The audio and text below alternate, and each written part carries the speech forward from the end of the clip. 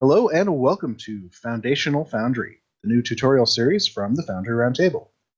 In these videos, we'll be explaining what the Foundry is and how it works from the ground up. We'll be starting with the absolute basics, and as we continue this video series, we will be going more in depth on a lot of different topics. I think we'll start by introducing ourselves. My name is Drogan1701. I've been a Foundry author since the Foundry was on Tribble some 5 years ago in testing, and just have been making missions ever since. You probably know my mission, the sixth part of the Starbase UGC series Purity, which is one of the top-rated missions in the Foundry, and I never miss an opportunity to mention that. But anyway, I'm a longtime Stow player and Trekkie, and delighted to be able to help people with the Foundry. So with me is three other Foundry authors. We'll start with Green Dragoon. Would you introduce yourself? Greetings. I am Green Dragoon. Most people just call me Dragoon. I have been playing the game since beta, although I didn't get into the Foundry right away when it came out. I got in about 4 years ago now, and when I decided that, well, I'm never going to have any ideas unless I actually dive into it. I'm probably best known for my In the Shadow of Midas series. Right. And next up, we have Mark Hawkman. Introduce yourself, please.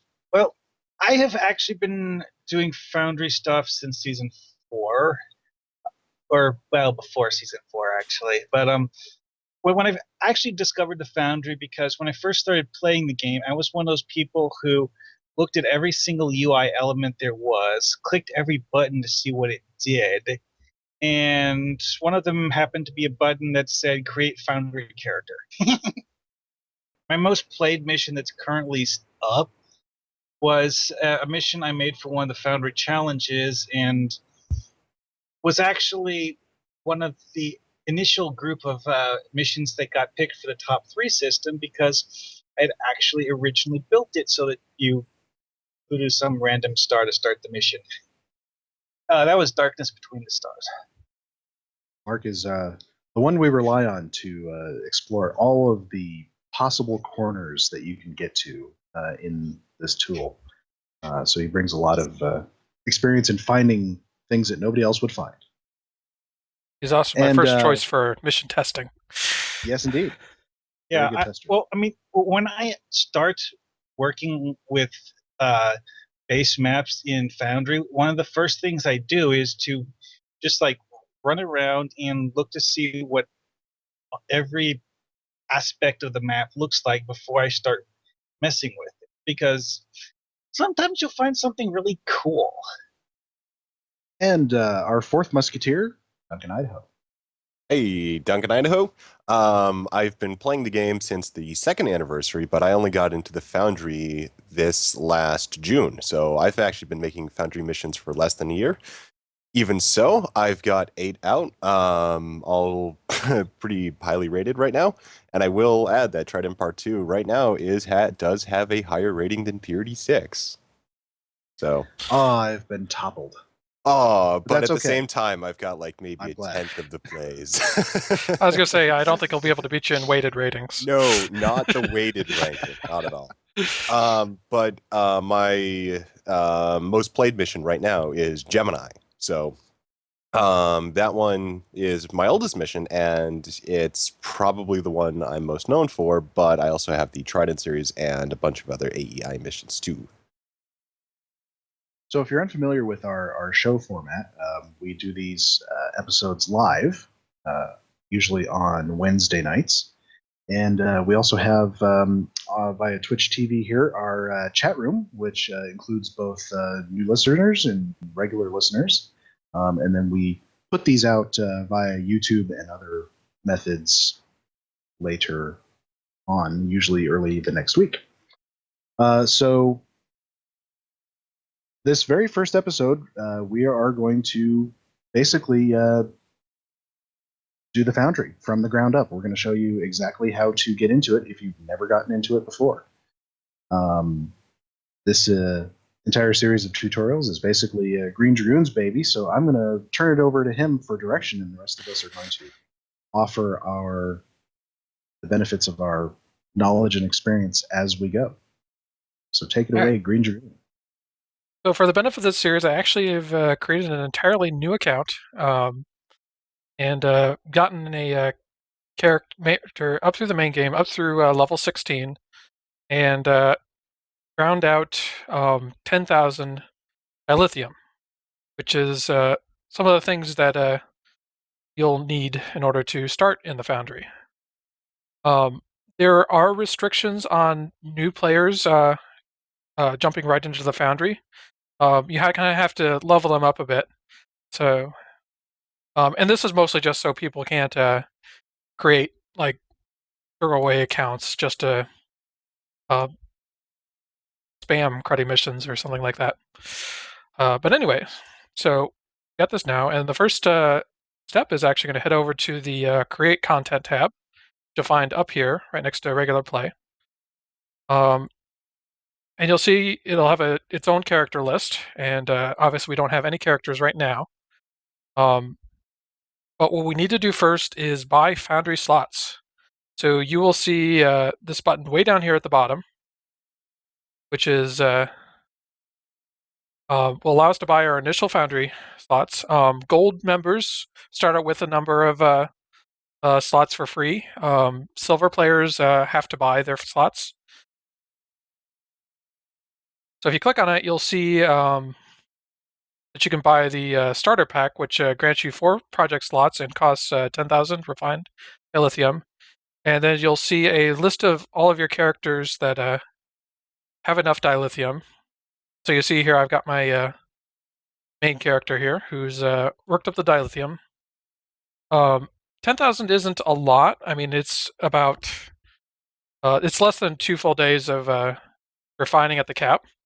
So it's not too bad to get that amount, and it's mostly just there to kind of, like I said, keep people from like spamming a bunch of junk missions or something like that.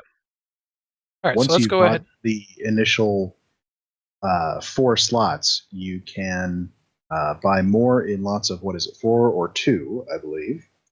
Yes, That's correct. And I believe the cap is 40 slots for the Foundry missions. All right, so just confirm that I want to purchase it. Okay, so now that you can see, I've got my 4 initial slots, and now it gives me the option to buy extra slots in lots of 4 or 2. So you can buy 4 for another 10,000, or you can buy 2 for 7,000. All right, so let's head back to the character creator.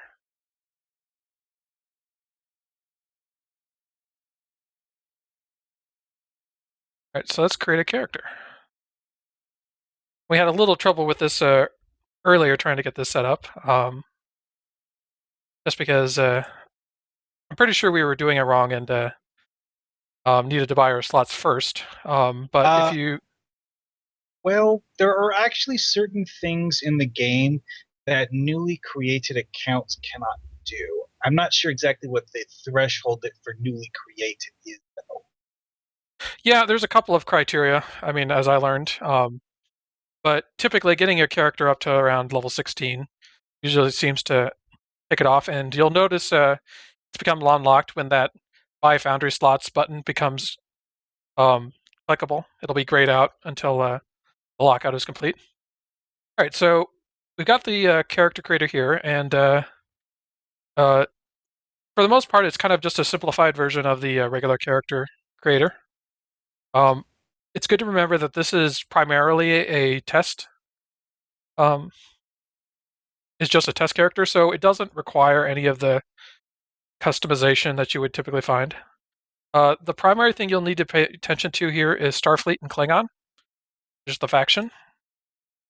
And this relates as to what type of mission you plan to create.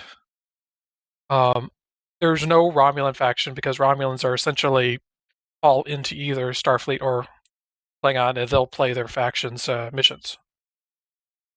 But you do need a test character of the proper faction because the way enemies react to your captain will be different depending on which faction it is.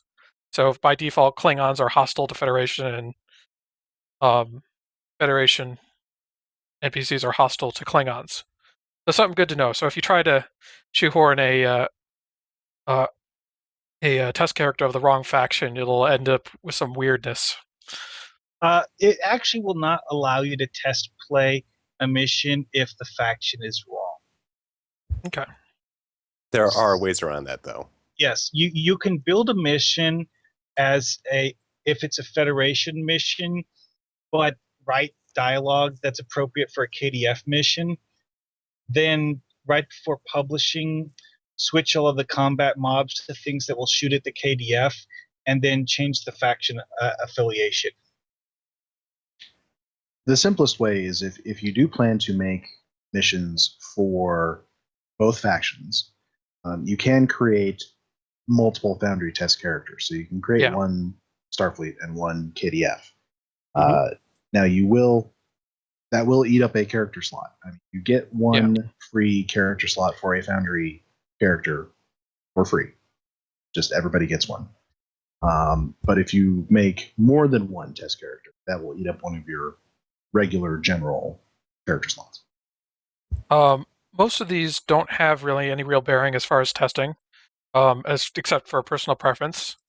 I will note that one interesting is the Cation and Farasans.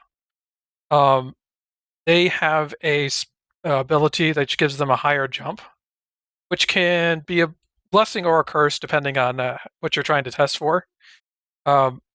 Either it can be a curse in that because it may allow your test character to get out of areas or get through areas that require a higher jump, and you may inadvertently cause places where other players can't get through. On the other hand, having that higher jump is really nice for testing to make sure someone can't get out of an area that you've enclosed. Mm-hmm. So my rule is if a Cation can't get out, nobody can. Yeah. Honestly, I prefer having a non-cat character for this, simply because of the fact that I'm going to be doing the majority of my Foundry testing under the assumption that it's not a Cation or Farasan doing it. And because as those a are paid race. paid races, you will see less of them. Players. I mean, also, if I do want to test that, I can do a test publish and then have one of my regular characters run through the mission and see how it plays out. All right, so just go ahead and create a human. They're nice and generic. All right. So we are now in the Foundry editor. We have our test character. If your account is still locked or you fail to create any Foundry slots beforehand, you'll get an error that says character creation failed, which is not a particularly descriptive error, but it's good to know to make sure that you did buy your characters or did buy your Foundry slots, and that you're not like on a new account that is still locked. All right, so this is the project select screen. This is where all of your projects will be displayed, and you can kind of see an overview of each. You'll notice down here in the corner we've got 0 of 4 slots used. I'm not going to go too deep into what these things do. Most of it is pretty self-explanatory. We're going to go ahead and start off by creating a new project. You'll see here you have to agree to the Foundry terms of service, and there are rules for what you can do and not do in a Foundry mission. Most of it is stuff that you would expect for the game, like no swear words and keep it clean. There's a few rules that are a little bit more obtuse, and these relate to copyright. We are only allowed to use materials from the 5 series plus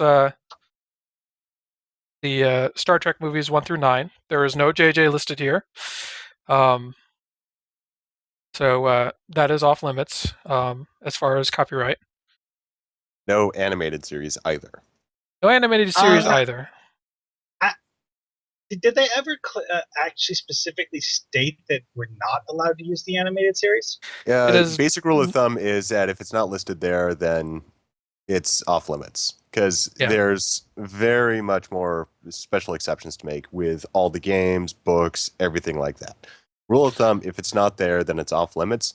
That doesn't necessarily mean that you can't use some idea to inspire something that's like something from another property, but you can't specifically use names, references, or direct, involve them in the actual making of your episode. Because I know there are certain things that we definitely would not be able to use, such as the Kazindi, but we've got the Ferrocents, though, in the game. So you can use something that functions identically. So something that's inspired by it is totally fine. It's just the question of directly citing something that's not on that list. Sort of the point of comparison is like making a Star Wars direct reference. I mean, that would be totally out of limits. And that granted, someone has done that, but you know. I've seen that in terms of parody. And I think that might fall in acceptable boundaries, but you don't want to start invoking other properties in the making of your Foundry episode. Yeah, and I mean, the Foundry Euler has been a subject of great debate amongst the community for as long as it's been around. One other thing I'm going to point out here is it's the biggest one people run into is we may not use the first names, last names, likenesses, or depictions of any actors appearing in or writers, directors, or producers of Star Trek properties. And the big part that people run into is the likeness part. So, for instance, we can talk about Picard, and he was a captain on the Starship Enterprise and all that good stuff. We cannot show Picard because what Picard looks like is a likeness. It's Patrick Stewart's likeness. Yeah. So we are not allowed to show any live actor. Looks like Patrick Stewart. Exactly. Now, what you can do the thing to get around that is you can show Picard, but he can't look like Patrick Stewart. Yeah. So if you wanted to show Captain Picard in your mission, what you could do is something like use one of extra vehicular suits because they have an opaque face, so you can't see in there. You couldn't see that Picard in there is Patrick Stewart. Yeah, and there's been quite a few authors that have skirted this by doing a oh yeah, this is so and so, but you can't tell it's him or stuff like that. But it's almost always the biggest thing that new authors run into is they want to make their mission about the TNG crew or something like that, and then they found we can't actually use or show any of them. The one exception to that, though, specifically the TNG crew. This is part of the reason why I just don't bother. Yeah, the one exception to that is Worf, because we have him as a placeable asset in the Foundry. So we also have Sela. Yeah, so if a character is there in the asset list, then it's okay because their likeness has been used in the game and it's been provided for us to use in the Foundry. You just don't want to start creating custom costumes for actors that haven't signed up or aren't specifically available in the Foundry. All right. But the general rule of thumb is, the best thing to do is to make your own mission and develop your own character. Yeah. And I mean, really, that's the best bet. I mean, it's tempting to kind of do it or go back to what's been done before, but I mean, there's so much more that can be done in Star Trek, and really, the stories are ultimately about the player characters. So, either way, I mean, it's worth a read through. It's not that long of a document, as I know people are used to these terms of service that are like 16 pages long, but I mean, this one is generally as concise as it can be. And of course, the 16 pages, you'll have like a single page that's basically nitpicky legalese way of specifically defining something. Yeah, I'm not going to say this isn't legalese, but yeah, it's not too bad as far as license agreements goes. All right. But if you have a question on something, ask on the official forums. We will definitely find an answer for you. Yeah. All right, so we are set to create our new project. I haven't actually thought of a name for this project, so I'm just going to call it New project.